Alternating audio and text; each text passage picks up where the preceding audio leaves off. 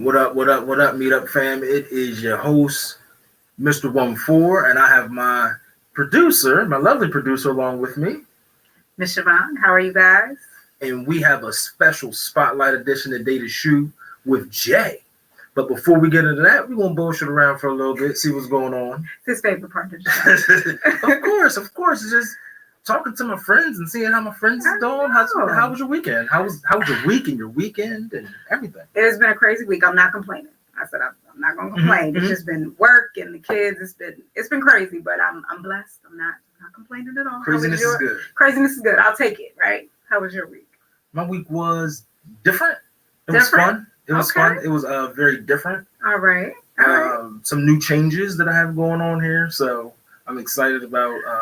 I'm excited for your new changes. My new path that I have going on here. That's what the congratulations balloons in the background for. I'm not that lazy. Like I forgot to take them down. Like they're there for a reason still. That's a little congratulations to me. I made some new life changes. I'm excited to see expand where they take me. Well, I quit my job. Hold on now. You say I quit my job like you just like. No, I ain't just up and dip. I put in my 2 weeks notice 2 weeks ago, and I left my job to fully pursue Mr. 14, not Thomas Johnson, but to fully pursue who Mr. 14 is and let that nigga shine a little bit. He's always been there, but he's always been in the cut. He's always been in the cut, just chilling like. You know, we are super proud of you. I'm super proud of you. I know it was not something that you came across easily. No, this decision was not made lightly at all. It took a lot. It did. Like I'm a full-time dad, so yeah, it's scary. Yeah. So I am beyond ready. Good. To get into it and see what's going to happen. Like I know it's not going to be easy. I know there's going to be some bumps in the road, but. I'm definitely speaking it to happen. We're gonna manifest it. Absolutely. Everything. Don't walk by fear. I'm ready. Right. No, that's what you said. You said that. You told me that. I did tell you that. And I'm ready. Like it was a big step. Yeah. I've been on my job for 10 years. I made pretty good money. Pretty good money. I was able to afford anything with no issue. So but moving forward, we're gonna invest in us. Right. Yeah. It wasn't. That was Thomas Johnson working at that job. Thomas Johnson's a great dude, but Mr. 14 is that nigga that needs to get out and shine a little bit. Right. Like, that nigga needs his stage. I agree. And I was withholding that from him. So you're withholding it from the world. Yeah. So you got something to share that we all need to see, and your family here. We are super proud of you. So there'll be more to come on Mr. 14 and his ventures that are coming up, but I got some shit in store. Yes. To say the least. Absolutely. Well, I'm super proud of you. Congratulations. I'm glad to see it. Thank you very much. Like I said, it was a big step, but. Good. Feel better? Yes. Feel lighter? Yes. I was floating for a little bit. Yeah. When I put in my 2 weeks notice, my manager was a good person, but it was that time to put it in.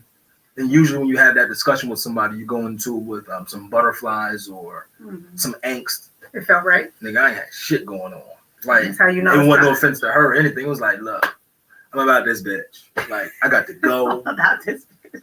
But I did, you know what I mean? I told him, like, I'm going to work these next 2 weeks. Like, I'm going to be present. Not only present, but I'm going to be present. Yeah. You know what I mean? But my last day, I was like, yeah, I mean, my computer kicked me off for some weird reason. Like, everything was fate. And it was like, it's time everything was fate. It was like one of those Jones, hey, we're going to reboot your computer in the next 2 hours if you don't do it now.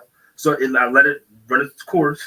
But I went to reboot. And when I went to reboot, my password was locked. It was like, you have no access. So I called IT. It was like an access issue. We can put in a ticket. I said, you know what, bro? Ain't no point. You go ahead and relax. You go ahead and relax. Because we out. I'm going to get the fuck at you. You know what? I'm not mad at you. So, I'm not mad at all. That was it. So I am excited. I'm super excited. Good. I'm happy for you. And I know we got the wedding coming up. Yes. Wedding next Saturday. Your first wedding hosting event, right? Yes. What does a wedding hosting event look like? I'm gonna find out. Okay. I'm gonna murder that. All right. I'm gonna find out. I'm gonna tell you that now. But it's gonna be Creative Edibles Leisha Brown. Yes. We'll be getting married. That's awesome. And you got some. Listen, I went to sis. I asked her just from watching her on the show and tasting everything that she bought. It was always amazing. So I actually hit her up and I was like, could you make some Henny cupcakes for a friend of mine? They had a birthday and they're a Henny fan. I don't like Henny. I feel like it tastes like liquid pennies. I'm not a fan. But that's his thing. And I was like, you know what? We're gonna get him some cupcakes. And amazing. I mean, the presentation was awesome. Creative Edibles by Brownies. She's amazing, seriously. I mean, she's in the middle of, as I went to pick these cupcakes up, she's getting stuff together for her wedding. Right. But she's still baking, had a house full of baked goods for people to come pick up. So hit her up. I mean, for anything that you need, Creative Edibles by Brownie. I mean, amazing. Yeah, amazing quality. I don't know what a hosting gig looks like yet, but I'm fine. We're gonna find out though. She said there ain't gonna be many kids there, so I might be able to let some words fly, but not many. But I'm excited. Now, just so y'all know, we are available for hosting events, and he does do children-friendly. Yes, I do. Things. I do. I know I won't drink before. I will not drink before. If it's an adult show, I'm getting fucked up. No, I'm not getting fucked up. I'm sloppy drunk, but I'm gonna enjoy myself, and you will gladly enjoy yourself. I promise you that. Yes, but we have all kinds of changes going on. I mean, we have our hosting event coming up. Yeah, May 2nd. We got the band show event coming up. That's May 2nd. Miss Sorrell Park. Our wonderful Sorrell's gonna be stepping out and doing some things. She in the house. She's in the house. She's right here. She's just quiet. She's shaking her head at us like, why y'all gotta say I'm here? If y'all don't know, and if you see her, she is awesome. She's amazing. She's still feeling a little apprehensive. So encourage my sister and please tell her. She's those vibes though. She's those vibes. She is the vibe. She's not the vibe. She is the vibe. I took her to my comedy show last week, right? Yes. She told me about it. I said, nigga, look. Okay, player. Okay. Encourage her to step out and just live in and walk in her fullness, because she is. You've all seen her. You've seen her host and you've seen her here. She's my balance. She is. She's awesome. She's my balance. She's super amazing. And I'm super proud of her too. So look, we got all kinds of wonderful things coming up. I just want to say I'm not too long horn. Your girl just got a promotion at her job. And I'm feeling good. I'm not gonna lie. I'm feeling pretty good about it. It was overdue. But you got it. And it was just one of those situations where I had to step up and I had to say, it's overdue. I deserve it. So let's make it happen. Shit. That's what I'm talking about. Sometimes you gotta big things around these parts. Big things. And sometimes you gotta, if you deserve it, you gotta put yourself out there and you gotta speak up. People gotta, your worth. Don't be afraid to speak up. You're a black woman, sis. So. And you know what? The first couple of days I was riding like the high. I was like, I got it. Mm-hmm. And then it kind of turned into, all right, so now what am I gonna do with it? Because when we step into these spaces, it's all about what happens for the next one that follows. Absolutely. Because if I get in here and show my ass, right, you know what I mean? Ain't never gonna be another one. So no it's now about how I walk in this space and how I encourage the next one that comes after me. Because I don't think I'll be the last. I congratulate you. I salute you. I love you. Oh shit! Yes, that's what I'm talking about. We got big things going on. Dinner on Sis coming up. That's what the fuck I'm talking about.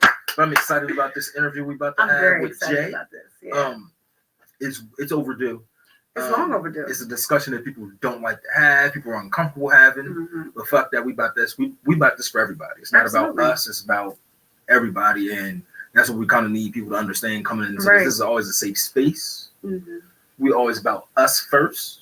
It's for the culture, and we don't give a fuck what your background is. It's an important conversation. If you are a great person, we love you. We want you. Absolutely. We want you on the show. We want to discuss things with you. So we decided to give Jay a spotlight. He deserves it. Definitely 100%. Does. So with no further delay, let's bring in Jay.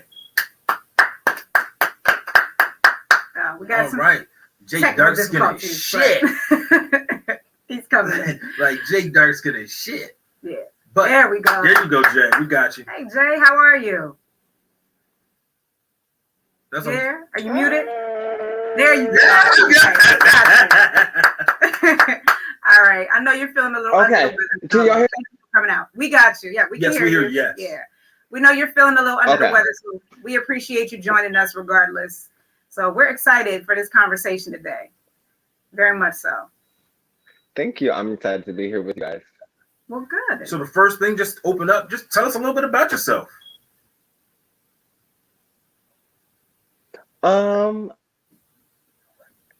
As most of y'all know, a lot of y'all know me, Harrisburg native, Jay Branch. I've been doing event hosting, trying to find my niche and to get here. So I've done personal system work. You've seen me work in Urban Snob for the last 10 years. So yeah, I'm community. I do a lot of community work. I'm just out here just trying to make sure that like I help uplift people before I take my carbon copy off this world. That's what I'm talking about. I know, Shit. right? Shit.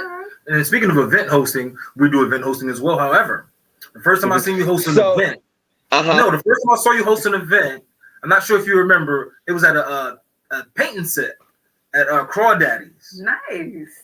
Okay. I didn't know who you were at all. That motherfucker was turned the fuck up. Like that much. They had that turned the whole way up. Like I was like, oh, you just gotta put me in. Yeah. But I was like, who's this motherfucker here? Like, I was like, okay. So Thomas, Jay, like, wedding is going to be really fun. Good. So how did you get into this? Like what brought you to like the event hosting and just kind of being out there and not being afraid to put yourself out there? It's, you know what? I've always been an outgoing person, so I've always been that child. You know, he's a lot. I was the lot child. So with that, you have to learn how to zone in. So into my early, I want to say 20s, I hooked up into a poetry group. Like it's a really long story, but I will say this: if people know Harrisburg native Layro, if people know Harrisburg native Layro, Layro got me hooked up into the poetry scene. From there, I hooked up with Tiger Rose. Monica gave me some spotlight at PM Bistro, and PM Bistro opened. So for about 2.5 years, I was running a poetry night every Wednesday at PM Bistro. And from there, people just start seeing me and taking me over places. And every time I said I was going to do something new or something different, people just rode the wave and did it with me. And I'm just really excited.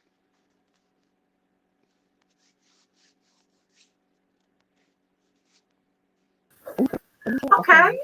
So I know we have the mayoral race coming up, right? So I know being out in the community, right, you're incredibly invested in the community. I know you have a lot of things that you're passionate about with this mayoral race coming up. Tell us a little bit about, we absolutely want to know your thoughts, and I'm sure you will be open and candid.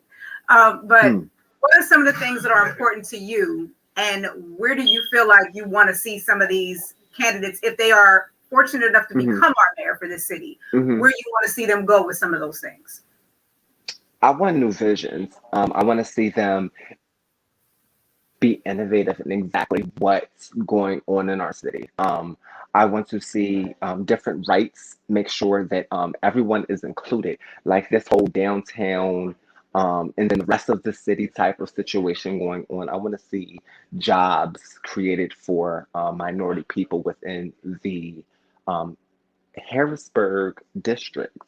And I want to make sure that this mayor is very hands-on with the Harrisburg School District and helping turn this deficit so that we can bring what we know can be a great school district up in rankings. Gotcha. Very, very, very well said. Yeah. Have you had a chance to connect with any of the candidates as of yet? You know what? I'm going to be honest. I don't think any of them are really ready to have a real conversation. So many tiptoe, and this is not for me. This is not the time to have questions. I like to know who was running prior to this time, and because when you're not running and you're just your everyday person, you give more of a real than this mask that you have to put on when you have to pick me. Right. So right now, I don't even care to have these questions because everyone is in dialogue mode right now. So you're not going to get the real. So once they get in for their first year and then their term comes in, we start to see, and these are the time we can have their questions when they start to cushion into their seat because they now already have that position of power. So we know who's running for position of power and who's running to actually make a change within our community. Right. I respect it. Respect it 100%. Definitely. Now, there's a lot of work that you're doing in the community as far as the LGBTQ plus community and HIV and AIDS. And that's something that is not spoken about as much. However, we have the platform. Please share. Listen, so back in 2014, even before then, her name is Yolanda Edgington. And she worked in HIV and AIDS, and she would just like do all the prevention. And she was at Hamilton Health Center at the time, and I just started volunteering. And I'm I just was so intrigued to know so many statistics or see so many numbers or know so many different things that I was like, this is something good to promote in it. I'm not a bashful person, so and especially talking about prevention of HIV and AIDS, talking about sex and talking about being Black and gay, like why not have these conversations? Right. Because we have these conversations a lot of times within our community, but we don't talk about the it's taboo for some, but as long as we are doing the necessary things to make sure that we're safe, we keep the community safe and we keep each other safe. Like, do you, baby? Right, right. So would you mind, and I hate to ask this question because I feel like it should not be your responsibility to make other people comfortable with it or to inform everybody else about, the LGBTQ community. But can you just explain to us just the LGBTQ part of it and the LGBTQ plus? Like, I know there's the different acronyms and what they mean to specify. You don't have to go into detail, but if you could just kind of give us a general idea of what each one stands for, if you wouldn't mind. You know what? I won't. What Okay. I will do is give you guys the homework to be able to make that search. Because like I said, it's not my emotional labor to be able to make sure that people are educated. People are definitely need to educate themselves. And that's all you really have to do is literally Google what do these letters mean within the community, and it absolutely will come up with those informations. We're living in a time where that should be less of a question of what these mean, and we should already know. It should be now more digging in deep into what we can do to help these different diverse groups inside of a community. I agree. Yep. Thank you. I appreciate that. And I appreciate you, being able to say no problem that conversation. I really do. No, absolutely. Yeah. Shit needs to be said sometimes. No, it does. Because sometimes as a Black woman, when people be like, well, the struggles of a Black woman, Google it. It's enough women out there that have told their stories as a Black woman for you to have to sit here and ask for my emotional labor. You know what I'm saying? Right. No, yeah. You're right. No, absolutely. So would it be a better question for me to ask, how can I or we as a community, what ways can you suggest that we could be better allies for the LGBTQ plus community? That's a good question. So what we have to understand, I think, as African Americans, and what I think about as when it's African Americans is that when we think of Black Lives Matter, a lot of times when that was going on, people would say, oh, well, I would say, what about the gays within the African American community or in the African American community or the LGBT community? Because that's a subcommittee of the African American committee. And they're like, well, that's two different things. We're all fighting for the same, right? So making sure that when I'm fighting for all Black rights and we have to name everything that's in our diverse group to be able to make sure that we continue to make one straight line for our Black community as a whole. Yeah. Right, because you're Black first, then you're a woman. You know what I'm saying? So you have woman issues just like every other woman, but then you have to put Black on it. So there's layers to this. And just making sure that we understand that everyone has layers in their DNA makeup and how they move. And you have that too. So how do I support that? Like how do I make sure that everyone is included in this? Especially when it comes to our race. We want to make sure that we lift everyone up as Black. Mm-hmm. Now, one thing that you discussed when she went into the LGBTQ plus, you didn't want to get into the acronyms. I respect that. I have no problem with that. Now, one thing that the community at large is getting used to is more so different terms that we haven't been introduced to or they've been around and we just haven't been bold enough to address them, such as like non-binary. Is there anything that you would like to educate people on so they can have a full understanding of just how to treat people? Like my background gives me full respect for anybody and everyone. And that's why I wanted to have you on the show, because this is something that I think needs to be more explained. So, those terms I love. When I first started this job, I would probably tell you I was just as oblivious to just in the last year and a half, learning terminology. It's for me as an African American who is in the LGBT community, it was like an aha moment because there was some things where they would be like, okay, this is the name of this. I always have been candid of saying like I feel like a male and a woman, like a man and a female, but in heart I know that I'm always a female. And then when they introduce a term like non-binary, um, it's like, okay, and this is what the non-binary means. And just non-binary means that I don't see myself male or female. I'm not going to identify and binary myself in any type of box.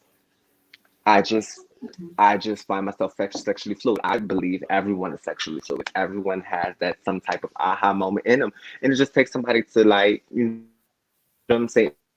If you take to explore that again. That's a whole nother story. Like, next question.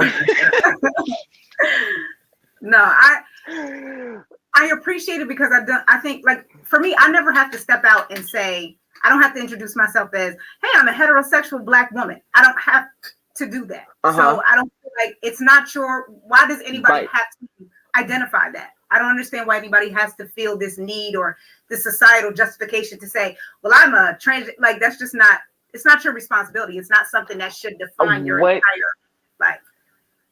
What irritates me is the whole pronouns thing. Right. Because I think it's very simple and I think it's very ABC 1, 2, 3 elementary in the fact of if I say this is what I choose to be called or this is what I choose to be called by, call me by it. Like it stops right there. There's the questioning, oh, well, what does that mean? Well, why? Well, what is this? That's not my homework to do, baby. I already did it. Like it's yours. But this is what I'm asking you to call me. This is what I change at any given time. If this is what anyone asks for them, because you don't live that life, you don't walk that life for them. This is what they've chosen. They, as their person, their own person, their own I. Like, who am I to say I choose not to call you that? Like, what is it going to hurt? I just in the last year, I actually fell out with the church over something very much of what does it hurt. Now, one thing I want to address, I want to be devil's advocate momentarily here. I respect you. I have nothing but respect for you. So my not an issue, but my concern is, again, as I previously stated, I respect everyone. You know what I mean? I want to have respect for everyone that I encounter, everyone that I have on the show, just everyone in general. Now, are you a fit when someone says he? Like I've been consciously working on making myself say J or that. I've been consciously working on that, and it's a slip of the tongue sometimes, and it's not that someone doesn't respect you. It's subconscious. It's right. So, is that an issue that you would have, like when someone is truly respecting you, but they say he or my boy, and it's like, oh, my bad, bro, my nigga here. I mean, I don't know. I'm not.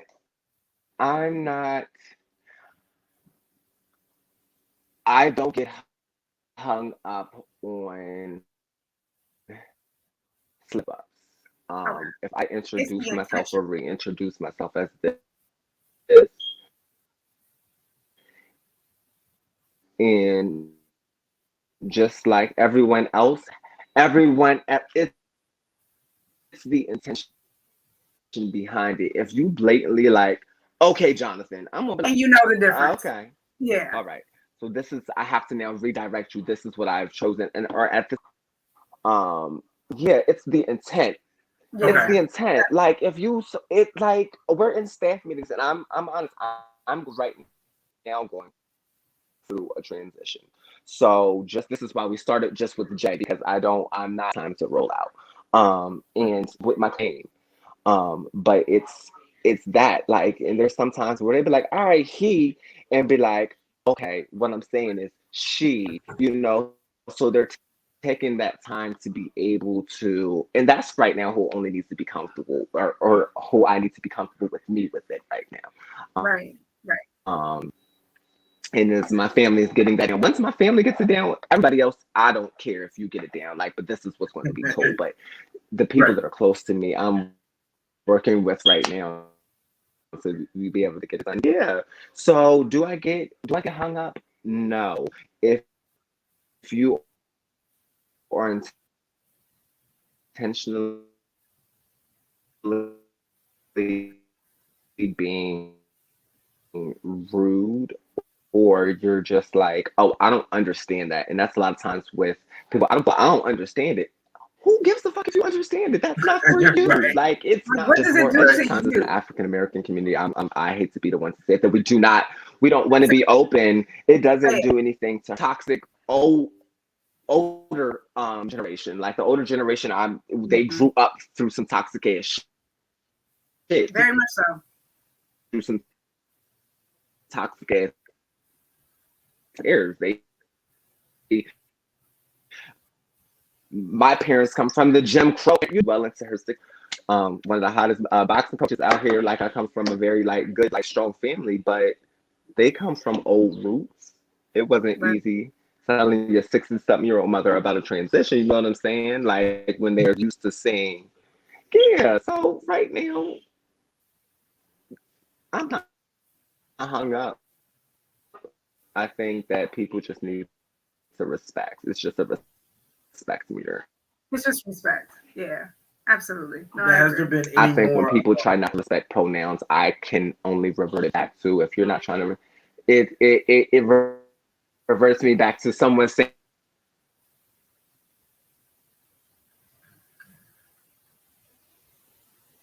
I'm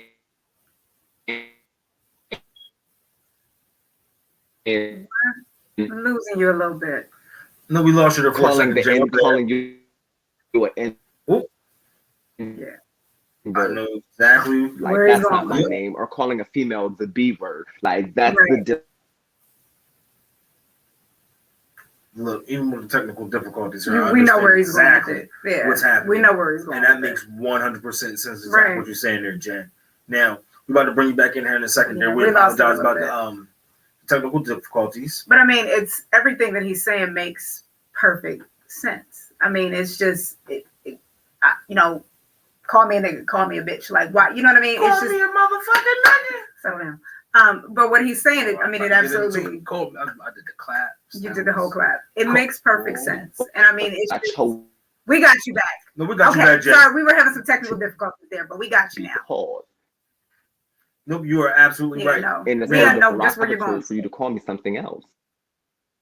Right. 100%. Now, one quick question here: has there been in your community any more acceptance that you've noticed over the years to where we at, let's say, 10 years ago? I'm not sure if you're still hearing me there, Jay. Hopefully, nope, we're good. We're good. We got you. Mm-hmm. Let's say even just 10 years ago, have you noticed society just moving in a better direction? He's frozen. I think we're still having some technical difficulties. But yeah, I mean, I think to your point, and I want to hear what Jonathan thinks about, what Jay thinks about it, but there is I think we've gotten better. You know what I mean? But I think there's a lot of work. Total, and this is me coming from the outside. This is me coming from the outside. I think things have gotten Be better? Yes, yeah, we got you. Did you hear the last question I asked Jay? In reference to acceptance, or you said in the last 10 years, do I think that? Do you think we made any progress? Have you noticed it, especially particularly for our community, for the Black community? Have you noticed we become a little bit more accepting? Wait. I can say the biggest win for me in acceptance, and I can't even say it's the biggest win because I think it's sad at the same time. Like, just this last year, I want to say June, it's not even been a year yet, that it's literally just in 2020, we just brought into law that you are not allowed to fire someone because they're gay. Because of their like that was one in 2020. In 2020, we're just now. Do I think yes and no? Do I think, I will say this. I think that there has been a push. Do I think there is an agenda? No, I do not think the LGBT community has an agenda. What I think is allies doing what some allies do without thinking, without being asked an ally. I just want to first say that you can't say you're an ally without first saying, because you can't be my ally. Thomas, you could be somebody's ally. You could have a gay homie with her in the LGBT community that's you're like, they be like, yo, that's my homie. Like, nah, they stand for me. That's for them. Not everybody is an ally to everybody. So not everybody's everybody's ally. I want to say that at first, but there's a lot of times where I think right now within the media is trying to be an ally, and with that ally, it is making an agenda. And I do not think it is the LGBT community at hand, and that is what's making me nervous. I'm happy that there is light now being shined within the LGBT community, but what the white man is doing is stealing the art from, again, these African American people. And I would say ballroom right now is one of them.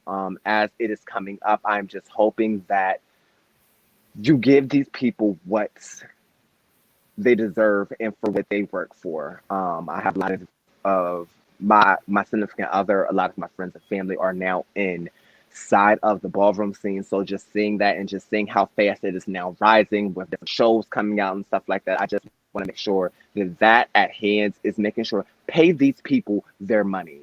Make sure that you're telling their stories the way their story is being told. We don't need no narrative, like within the LGBT community, we don't need no narrative. We are the narrative. Like, we have everything culturally and creative. You don't have to create a storyline for us. There's always a storyline created for us. Mm-hmm. But you don't get to tell yourself. Right. And I think a lot of times right now, that's what's scary, is that there's a narrative where they kind of say what they want to say. And also they're stealing Black voices and not really making the narrative be how it is, that it should be. And that is no narrative at all. Be you, be free. Gotcha. Yeah, I think that there's a bit of this. I think people have this tendency to like want to prove so much that they're not homophobic or that they're in support of it, that they then make it about themselves, and it takes away from what I don't live what you have to live. So it should not be about me. It's supposed to be about you. And how race, though. It is. It's the way we look at race. It's the same thing. So thank you for that. So I know we wanted to talk a little bit about, I know you are particularly passionate about criminal justice reform. I am. And it's so crazy. It just literally changed. Like, I've really been in HIV and AIDS, again, being with my job and them showing me so many outlets of how to support LGBT people within our community and be Black as hell at the same damn time. Criminal justice reform. I don't know what it is about it. It's just to know how many Black people are incarcerated, also within the LGBT community. And then because of AIDS and HIV prevention, I knew someone who was resistant to the medications that the prison was giving, and yet the prison was still giving it to them. So that took my whole like power and position to like try to drive so much further and harder into that. Like, no one should be caged. When you think about how much money we pipeline into the criminal justice system, and specifically the prison system, how much money we pipe into them and how much they produce back to us, as a community, we yell lock them up, but what do we really mean when we say lock them up? What are we giving them inside of prisons that they do not come back home and do not slaughter, do not have to sell drugs, do not have to steal, do not have to be homeless? Like, you think you lock yourself into a room for 15 years, look at no TV, have no real type of social media, no real type of cell phone, no nothing. And then banks change, lives change, styles change, people change, houses change, colors change. And you come out 15 years later with nothing. You go back to what you did know. Because one thing that never changes is the drug game, the street game, the hustle, the lights, the glam, the glitz. It never changes, just the player. Now, while you're on that topic, Jay, before we let you go, when I was prepping you mentioned something about decriminalizing sex trafficking, sex workers, not sex trafficking, sorry, but the industry, sex workers. Expound upon that before we let you go. Okay. I think that, and I feel that there's a lot of times where we think that people are just doing sex work just to do it, or this is what they want to do. Some people do this because this is all they can do because of their background, because of things, or because of their life. Because sometimes the night walker life of also the transgender community is real. Sometimes the women don't feel like they are passable enough to be able to do that. So this is what they have to do. You know what I'm saying? This is how some people survive. And sometimes people just like the fuck. You know, and they're good at it. I mean, You know That's what real I'm shit. saying? That's real And they're shit. good at it. And No one's it's being nothing, hurt by this. Like no one's being Right. hurt. I totally agree. and what I do respect of things are platforms like OnlyFans, where sex work can now be more safer. Right. It's a You controlled know, environment. you know, that's what I'm excited about. But also making sure that, because it also goes back and ties back into AIDS and HIV prevention and also the criminal justice reform. If Absolutely. we are making sure that people are positive and making sure they make positive decisions, all I can do as a human being is make sure that I can give you information to link you to positive decisions. What you do with them are on your own. But if we stop telling people this is what you need to do to get off drugs, and say this is where help is if you like to, and here are some things to Right. protect you from hurting yourself if you shoot up. Okay, I can't tell you and force you to stop shooting up, but what I can do is give you some clean needles. Real At shit. minimum, what I can do is get you Right. some clean needles. Because if that I do that, I help stop maybe from you trafficking or being able to pass something off to someone else. If I'm talking Right. to people that sex work, that maybe this is not what you have to do, but if this is what you choose to do as your profession, who am I to lock you up for it? No, absolutely. So Yeah. we thank you. Thank you. Absolutely. This has been great. I mean, I think a lot of people needed to hear it. I think a lot of people Yeah. want to hear it and they don't admit it. Because listen, we do a lot of stuff behind closed doors. That if somebody for real told about what we did, people would look at us differently. I agree. Absolutely. I agree. No, it's a valuable discussion and an important conversation for us to have. So we really appreciate you taking the time out to be here. I really hope you feel better. And, Thank you so much. Thank you. absolutely. Thank you. This is something I And feel thank you like- guys so much for the spotlight, Thomas. I'm Thank telling you, you're you. going to have so much fun hosting weddings. Weddings are the most fun to host. Yeah. I'm telling you, it is the most fun to host because you see so many people. The people be like, "Oh, this is my uncle, this is my aunt," and when you got that little funny bone in you, you don't know how to throw the little shout out to them and also make your little jokes Right. that you need to also. So I'm thank you looking so much, forward and to it. congratulations for quitting your job. I just had some people in my life quit their job. It's all about quitting your job and shooting for you all All about quitting your 2021. job. And listen, and if you are in the corporate ladder, it's about snatching everything that's yours. You got it. Absolutely. Thank you so much, Thank you, Jay. thank you. You've Thank been you an so awesome much. guest. Thank you. Keep doing Awesome what guest. you do. Yes, keep Thank it up. you. It's been a great pleasure having you, man. Enjoy Thank the you. rest of your day. Well, that was our spotlight with Jay, and that was very informative. Yeah. It was interesting. It captured my mind a little bit. I could tell. He said sometimes You were people just want quiet. fuck. I said, hold Yeah. on. I said something. I said what that? No, Say what but that? it's It was quiet. great. It was great. Yeah. But no, Jay had my full attention. No, it and was. he's passionate about something that it like you said, in the criminal justice, it really does impact us. It impacts Mhm. our community specifically. And there are several studies, and I've actually read a couple of them that talk about how the decriminalization of sex working actually They're not harming anyone. No, You're and filling up jails for no reason. for no reason. Why not And- tax it, get money, eat? Well, they actually did decriminalize it in Rhode Island. So Rhode Island is a smaller state. From 2003 to 2009, it was decriminalized. Now they had to do it it was kind of like Amsterdam. They had to do it in controlled environments, massage parlors, but it was secure. Gotcha. People were protected. They saw a 40% decrease in the reported cases of STIs amongst women between the ages of 15 and 45. What? And they 40%? saw a 31% decrease in the reporting of sex. I think sexual assaults. America is just more so It's about control. control. It's about control. And this just fake money, morality. just greed. And it's a fake morality. It's Yeah, this because fake conscience that If we they were put on really everything. moral, the If- fuckers that are up there at the top are the nastiest fuckers out here in the streets. If we were moral, we would have free lunches for kids. If we were moral, you wouldn't have to, you know what I mean? You wouldn't be afraid to report that you were. If things victim were of a sexual assault. moral, the healthcare industry Would be free. You wouldn't have to pay for it. Say word. You wouldn't we make would not billions be of going dollars broke. off of We would prescriptions. not be going broke because my life is ending And and I don't have insurance behind me, so now I need to die. to Jay's point, if you can remember when the HIV and AIDS epidemic, when it was an epidemic, Mm-hmm. if you remember how much those prescriptions, how much those medicated, they were life-sustaining You were pretty much medications setting people up to die. I mean, they were hundreds. You You're had to setting pay people up to hundreds die. of thousands of dollars a year to pay just for life-sustaining medications. Right. So the morality thing is kind of out the window here. Absolutely. This With is that. great. This is great that we need That to was have great. Jay here. Be tuned for our next spotlight we have coming up in 2 weeks. Yes, It's gonna sir. be Miss Dream Love. Yeah.